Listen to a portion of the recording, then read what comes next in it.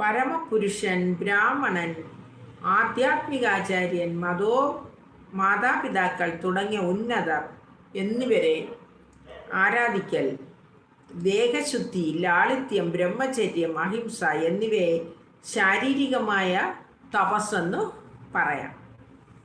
ഇവിടെ ഭഗവാൻ വിവിധതരം തപസ്സുകളുടെയും വ്രതങ്ങളെയും പറ്റിയാണ് പറയുന്നത്. അർജുനന് പറഞ്ഞു കൊടുക്കുന്നതാണ്. ആദ്യമായി ശാരീരികമായി തപസ് എന്തെന്ന് പറയുന്നു.